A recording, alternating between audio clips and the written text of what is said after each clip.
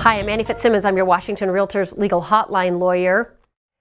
Is it important for buyer to identify in the purchase and sale agreement the buyer's marital status? Yes, it is. Typically, we think of this as being something that is most important to escrow. Escrow needs to be able to know how to identify buyer status on the deed to the property. Is buyer taking it as a married couple, for example, so that it would be community property? Is it two unmarried buyers buying the property so they might hold it as tenants in common? Maybe they're unmarried, but they want to hold it as joint tenants. Those are all issues that stem from the buyer's identification of the buyer's marital status. With respect to all of those issues, seller could care less.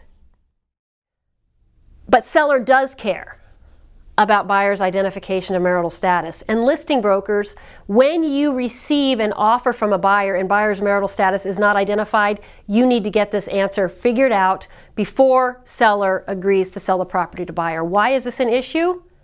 Because if seller is selling to a married buyer and only one spouse of this marital community is identified as the buyer and signs the purchase and sale agreement, you may never be able to close that transaction.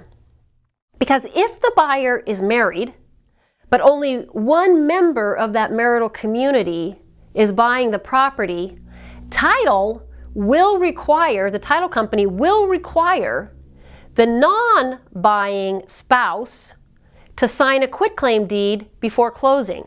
Because the title insurance company cannot insure title to that property. And really, it's the title insurance that the title insurance company gives to the buyer's lender. The title insurance company cannot insure the buyer's signature on the deed of trust protecting the buyer's lender if both spouses in a marital community have not both signed that deed of trust. Because based on Washington law and the marriage itself, both buyers have an interest in this property when either buyer purchases.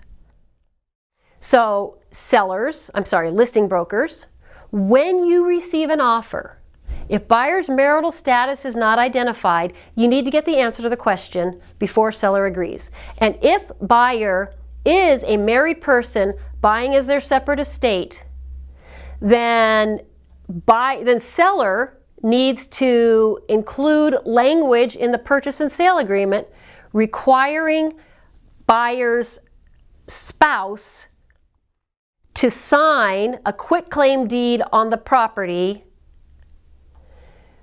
within X number of days, allowing the seller to terminate the transaction if that doesn't happen. We don't have a provision for this in our statewide forms. I don't know that any such provision will be included in our statewide forms in the foreseeable future. But I have received this question on the legal hotline repeatedly in the last few months. I don't know if this is an issue that's a product of our hot sellers market, if buyers aren't wanting to reveal their marital status because it may make them less competitive, particularly because of this issue. I don't know why this has all of a sudden become an issue, but it has.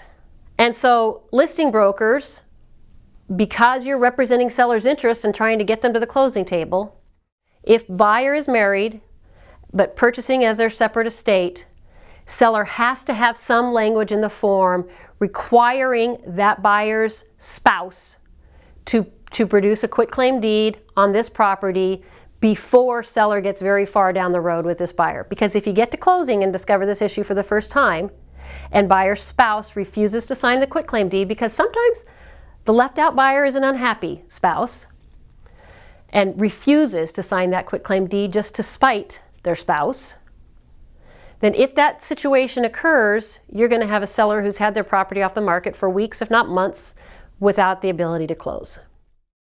You take care of this issue up front by being aware of the buyer's identification of marital status and forcing the issue if buyer is married, purchasing in their separate capacity. This can get a little complicated, and if you need additional assistance talking through a specific issue, please send an email to me. I'd be happy to engage in a discussion with you about how you handle this situation. Legal Hotline at warealtor.org. Thank you for being a Washington Realtors member.